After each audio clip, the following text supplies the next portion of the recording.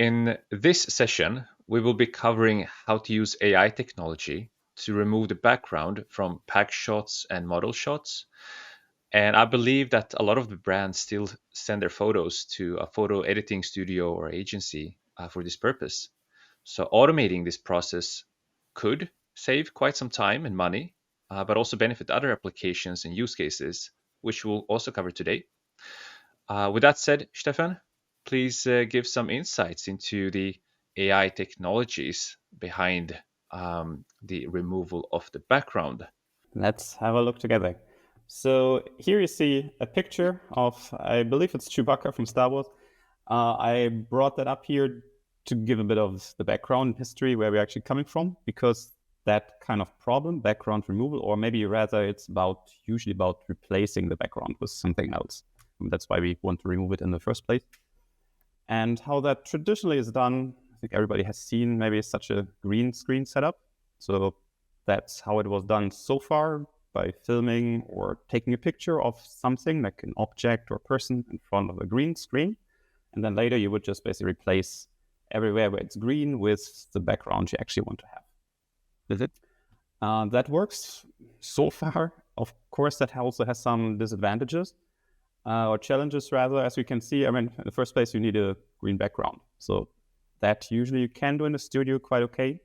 But also that, I mean, it's a big setup. And if you take pictures on location, I mean, then it can become a bit difficult.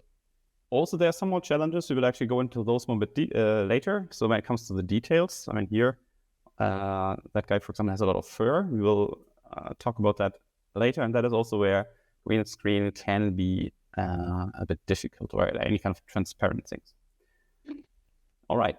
But now I wouldn't be talking about this if nowadays there wouldn't be something new and something based on AI technology. That's exactly what we will look into now. Mm-hmm. And I prepared some comparison between different kind of services and models that we can use to tackle that problem. So let's jump right in. With one, this is actually a service. So it's a proprietary service that one can use. They have a UI. That's the one we will use. Now just a demo, you can see there is also an API that you can use. So that is more if you want to integrate it into your workflow and automatically remove the images, for example, from your pack shots or your model shots, etc. So, but let's have a look. So here you can basically give it any kind of image. Now let's start simple. This is a pretty standard pack shot of a t-shirt. Let's see what happens. They say system is working, and everywhere where we see now this kind of chess pattern, that indicates, okay, there it is now transparent. So there is technically no background. It's just like see-through. It also means you can then later, you can take this image. So just copy it, quickly show that. You have prepared something. We will later also maybe talk a bit about the use cases, but here you can see now I can paste it in. And it overlays perfectly with everything that I have here already. So far, so good. That works really nice. But it's also a very, let's say, simple case, especially because the contrast is very high. So it's a black t-shirt it was on a white background. And it's a very simple shape also. So that usually works quite well. But this service, Jasper, it's called, it seems like. It's based on AI technology. Yeah. Mm-hmm. Everything that I will show is based on AI models. The main difference is, so I will start with this kind of service. That is, it's a very kind of black boxed thing. So you can use that service, but you don't really know what's inside. So they don't really tell you that. So it's not just for fashion. You could use it for anything? For anything where you want to remove backgrounds. Mm-hmm. Exactly. We will also come to the pricing part after. That's a bit of the caveats here. But let's first maybe have a look at something a bit more difficult. So here we have now actually a person in front of, again, white background. So if I take her, copy her over, then you see also that actually worked quite well. There, I mean, usually where it starts to become tricky is, well, as I said before, the hair. So you see here, it's not exactly 100%, but I mean, it's also like, it's super tricky if you think about like one single hair stray to make that cut out perfectly. But otherwise, I think it's a pretty good result. Does it have an impact if you would basically input a very high resolution model shot? I'm not really sure exactly how high resolution this was, but usually then you'll get more details in the input on the hair and so on. Yeah. Generally speaking, of course, I mean, the more detail you have to start with, the more you can also potentially get out. So that usually will increase it, or let's say the other way around. If this image is already quite small, I mean, then all these hair details, I mean, they get lost already in the beginning. There can be some limitations, of course, how large of an image such a model can process, and also usually means bigger images take more time. But yeah, that's definitely a factor. While we're still on this topic, when we talked about the virtual try-on application, the result was always like a certain size. In this case, if you would input like a very high resolution image, would you get the same resolution back? No. So here it depends. I mean, usually you get the resolution back that you put in. Generally you would, let's say there is an upper limit. So I believe, and that depends on the model. I mean, there is a size that you cannot go over usually. But that is, I mean, it's not like virtual try-on where you always get the exact same size. It depends on the input. Okay, so let's maybe try one more just to show the different possible scenarios here. And I believe I had some. Now let's actually try this one. What happens? This is, of course, like a super complex image because, I mean, there are several people. Okay, I will show it. So there are several people. You have a noisy background. I mean, it's a street setting. So first of all, here the model has to first of all figure out, I mean, what shall I actually keep and what should I remove? But turns out actually quite good. So usually these models are also more trained, or that is actually, if you use, not in this case, because it's proprietary, you don't have any impact on what the model really does. However, if you would use a more custom trained model, you can of course also influence that a bit. You can train it on, for example, to always keep the person if there's a person. Or you could also train it on keeping, let's say, the dogs or the cars, etc. So this here is more, I would say, general purpose model. But let's see what we got out of it. It looks actually quite good. I think we can see here down a little bit, maybe the shoe. That's a bit, yeah, probably part of the street that we got with it. And then usually again, yeah, the hair. You see here some maybe bluish, and here I think also part of the sky maybe with it. But all in all, I mean, it's a very tricky picture to start with. So I think generally it handled it quite okay. Hey, indeed. So now I said there's a caveat, like always there is. I mean, sounds too good to be true. So here's their pricing. You can see, of course, the more you use it, usually you get some volume discounts. So down here, but you can already see, so I marked here 1,000 credits. So usually one picture equals 1 credit. Means also for one image you would pay here around 30 euro cents. Okay. So and any size of the image, there is no constraints in terms of the inputted media? I would have to look that up if there's like an upper constraint, but I think from my trials there was never an image where it failed. So I think usually the regular image sizes, they work. Got it. But basically what you just did was 10 euros. No, sorry, it's 30 cents one image. So I think now we tried 3 images, so we basically just spent €1.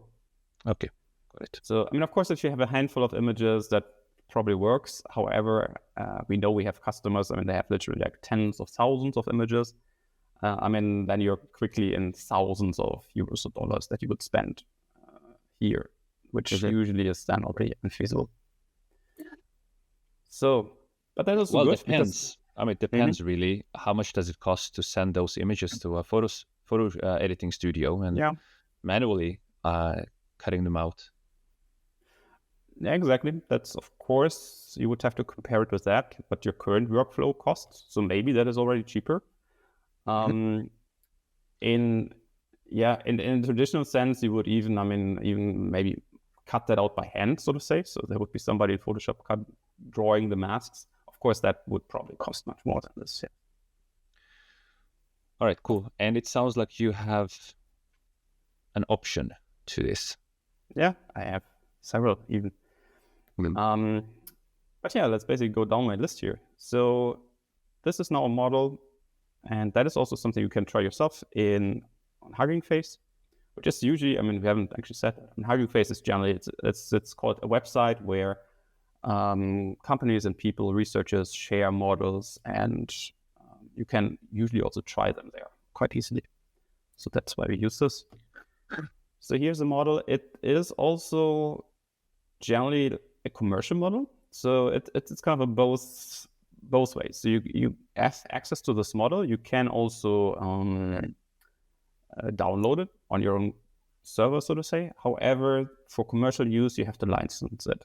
So also there is a pricing table. It is generally cheaper, but there is still, you would have to license it in a commercial setting. But first, I mean, let's try again here. So first, a simple thing.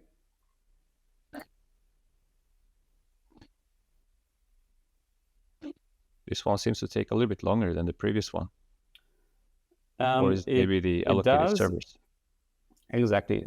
That usually depends here on what kind of server you run it on.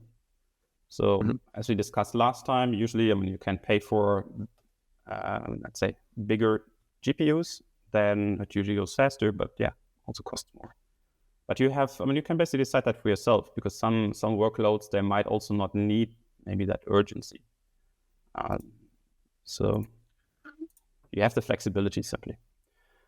Also here, I think with this one, there won't be big surprises. I think that also managed it pretty much perfectly. Let's try maybe with some more. Let's try the. You said this was this was a model that anyone could use and deploy anywhere, right? But still, you would need to license it from somewhere. I mean, exactly. How would they know? How would they know that you're actually using it? If there is technically a way that they would know that, I'm not sure. I probably don't think so, but I think it's a kind of good faith setup here. I mean, it would simply be not illegal if you use it for commercial purposes without the license. Got it. All right, so here, same thing. So I think that here looks pretty similar to what we saw before. Generally, I think it's a very similar result. And then we can also try the last one. And that one. Does it modify in any way the, I mean, whatever is left after the removal? Does it modify that content in any way, like the colors, or in any way take any creative? No? No, not that I have ever noticed that. So usually it is more about generating a mask. Maybe just to visualize that, I can show you that quickly. This is also generally how you would train them, these kind of models. So usually it's an image pair. So you have the original image, and then as a second, you have the so-called mask, which means so the white part is the part you keep, the black one is the part you remove.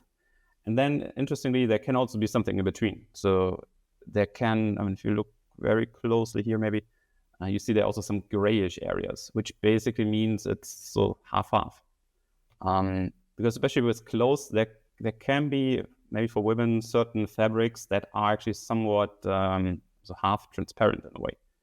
So here, that would actually play a role then.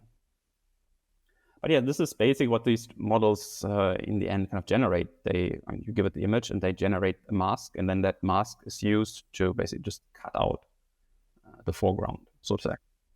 Mm-hmm. All right, let's get back here. So here we see already some difference. So I mean, well, these guys, they look fine. Here there's parts missing. So that is the thing. I mean, this is really also a tricky image because there's so many things for the model simply to decide. And I think here what plays a big role is also how the training data looked like. So if the model was more trained on the standard studio shots, then yeah, it will struggle with something like this because it has never really seen that. Mm-hmm. However, if you train it on more these kind of location settings, I think then it will be able to handle that. But I think you need to train it yourself. Mm-hmm. Which is a bit of a side note. I think that model, so it's here. It's also in Hugging Face. The difference here is this is basically technically built. It's the same sort of foundation as this because the code, so to say, is open source and that you can use. However, usually that the license constraints come with the trained model. So here's one guy, what he basically did, he took that base, the same base, but he just redid the training himself. Mm-hmm. And also what's interesting, he used a completely synthetic data set. So he actually used another kind of AI models, which sort of actually what you would use for virtual try-on models that generate images. So he generated a lot of images and then used that for training. And by doing that, he actually gets the same model, which is then available for commercial use. So it doesn't have this license constraint because it did the training himself. And the license constraints comes, if I understand it correctly, because of the training set needs to be licensed. Right? Very much. I mean, there is no general rule for that. Really, you have to look at the particular license in that model. But in this case, it seems to be like that. So often it is about the training data. Yeah. Also because the training, I mean, to let's say to write the code for the model, I mean, of course you have to think about it, etc. But I mean, the code itself is usually also not that large. But what actually costs most of the money in the end, or a big chunk of the money, is the actual training. Mm-hmm. And that is then, of course, also what you would like to get paid for, usually. So if you do the training yourself, then yeah, that can work to then get a model that doesn't have that license constraint. Mm-hmm. So I just brought it up because it's an interesting approach, because you can also train it more on specific things. So as I said, I mean, if you want to have a model that is especially good at removing backgrounds from cars, that is the way how you would do that. Right now, I mean, we can quickly try it again. The last time I tried it, I think it wasn't yet as good. But it's more about the about the approach in general, I would say. That's interesting. So here is basically, he also explains how you would train it on your own data. So that can be interesting maybe to look into for certain use cases. All right, that takes a little bit. Okay, there we go. So generally, I would say it worked also, but you can see a little bit here the edges. Yep. So it has a bit of a gray. Yeah, for sure. It's not as sharp as the other ones. Exactly. And this is because the training data that he generated and the mask that he would have generated as a pair to then train the model is not as good, right? Hard to say. So I believe the training data, like a quick look, was actually quite good. It can be, I mean, the raw training data is one thing, but there are also a lot of other parameters that usually can impact during training that you often also need to try a bit. And then also maybe the time he let the training run, etc. So, I mean, there are different parts that can impact the result. Okay. What exactly now would make that better in this particular case, I can't say. But I think it can definitely be improved. All right.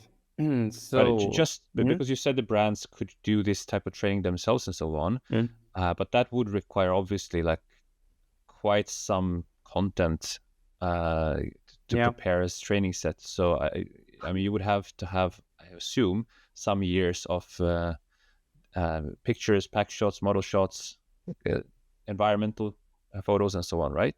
hmm Exactly. I mean, you usually, I mean, of course, you need that image pair. If you have from your past collections an image, ideally you would have an image, let's say you have a pack shot with the original background, and then you have the same pack shot with the background removed. Then you basically have that pair. Same with model shots. So if you have a collection of these kind of image pairs, then yeah, you could use that for training. But of course, also you would need quite a few. So I mean, usually, I mean, you start from some thousands upwards. That is basically what you need to look into. And then also, what is important that they ideally you try to have some variety. So if you only train it on, let's say, black T-shirts on white backgrounds, then it will be very good at doing that task in the end, but it will potentially struggle with white T-shirts on white backgrounds, for example. Mm-hmm. Which is actually, if you have another question, otherwise that is the bridge to the last model that I've prepared. Please go. Right. So there's this one.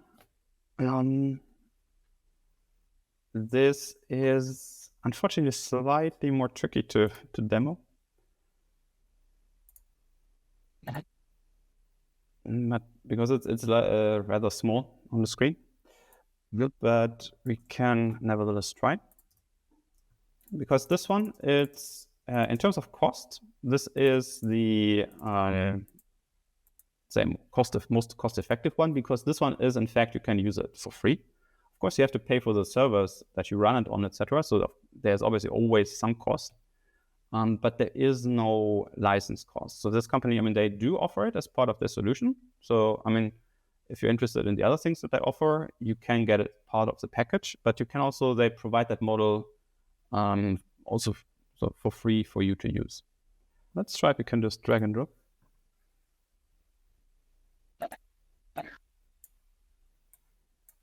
Yeah, it works. So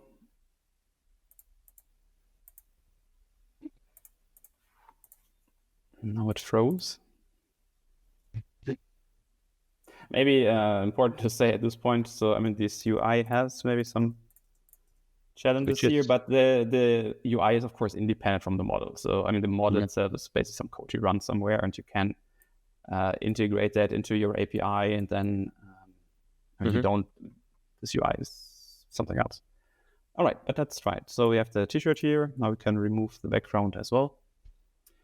Interestingly, this model also is, you could theoretically also even run it in the browser. It will take more time, but for some applications, it might be actually interesting. So you do not actually need some server. It just runs locally on the machine. You see, I mean, the simple case, also that one worked actually quite nicely. However, so I have prepared that up front, because then we can zoom in a little bit better to just point out the differences. So here I use the same model image. We see the three models, and especially, I mean, you see generally they look very similar, except here the hair. So this is the one, the last model. You see also, I mean, it's the most cost-effective one, but you see where it does struggle in comparison more is the hair. So these kind of areas. And then also here is a little bit of a glitch. So it usually struggles. So this model was in front of a white background. So whenever there is white clothes in front of white background, so white, that is where it can sometimes remove a bit too much. So that is what we see here. However, then again, and that's the thing, it really depends also on your use case. So if often these images in the end, they are often used then again on some bright background anyway. So some white, off-whitish, I mean, here it's some sort of gray. And then you see it's actually not that bad anymore. So it might actually be okay, depending on the case. Of course, here with blue, it struggles. But something to consider. I mean, it's much cheaper, so it's always a trade-off. And then again, Mhm. I have also here's comparison. Well, that guy again here, black T-shirt is a strong contrast. No hair strains. So here, actually, the results I would say they are pretty much identical. So Yep. here, all the three models give you the same thing. So it's really about some edge cases, I think, where they differ. Yeah, I mean, as you said, it's not always that you need a background removal for necessarily promoting it on your web shop. Sometimes you have Mm-hmm. applications that, for example, one of the reasons that we started looking into it in our platform was to make recommendations and suggestions better, right? Like shop the look and complete the look. So given a model shot, what are Mm-hmm. the various parts of that person's outfit? And then, of course, it's not that necessarily important to have a perfect cutout. Mm-hmm. Yeah, that's true. That's where we started. So for some, say, technical applications, so to use this image as a sort of intermediate step for further AI processing, that might actually not make a lot of difference anyway. So that might be totally fine. And then we have these use cases where it's more, let's say, customer facing. Of course, they usually want to that things look good. But there can be a lot of different applications simply why to use those in the first place. And that then really you have to decide. Yeah, I mean, another application that we have been looking into and hopefully we'll be able to use case this technology within, again, our platform is in wholesale solution for merchandising, where you Mm-hmm. usually do have a white background, as you said before. So being able to take the pack shots and make sure that they are, without a background, because sometimes you want to stack Mm-hmm. them up against each other. And it's not always the case that customers or brands will send you the pack shots without the background. There's always something that sneaks without. But also we've seen what you showed here, like having a model Mm-hmm. and then being able to cut out the background could give like a much more cooler effect, Mm-hmm. where you can now stack also models closer to each other, um, in a merchandising canvas, so to say, that is a more free form. Exactly. So here we can actually show that. So this is now an internal, let's call it internal tool of our platform that we use for experimentation at this point. But it's also good to demo that. So here this is a collection of how we get it from our customer and what we did here. So this is what we did on the fly in our platform is to remove the backgrounds from all the models. And then as you can see here, it gives more opportunities suddenly for how to lay out. I mean, either on your website or in one of our applications, how to lay out these kind of models and items. So because now you can, I mean, it looks actually really kind of lifelike. You can put the models next to each other or create groups, etc. Of course, that also works. I mean, now we're looking at the front. You can work some more angles. Of course, that also works with the pack shots. So here now it's actually processing in the background on the fly. But you see, also the pack shots, usually if you have, for example, different colors, then you can make it look more interesting, but also actually save some space by combining them in sort of groups, things like this. So this is one of the use cases that this enables actually. Yeah. And I mean, we should probably also mention that this is a feature that is available in our platform, meaning that every product that is sent to Touchtech will potentially be able to, get the background removal. So if anyone is interested in taking advantage of that feature that is there anyway, feel free to contact us. Or also, like, if you're interested in making sure to train it, customize it for your products, and make sure that commercially is, okay to use, then that is also services that we can support within the scope of Touchtech. Yeah, absolutely. Do you have anything else, Stefan? I think I have shown everything I have prepared for today. I think as last time, we will probably somewhere on the website also provide you the direct links to all these Mhm. different places, and then you can also try it out yourself. Exactly. Check it out in the description. All right. I think this was a very simple feature, but I think an obvious solution that most brands should implement at some point in time. So Mhm. thank you for the insights and the What? how AI is playing a role in it. Very welcome.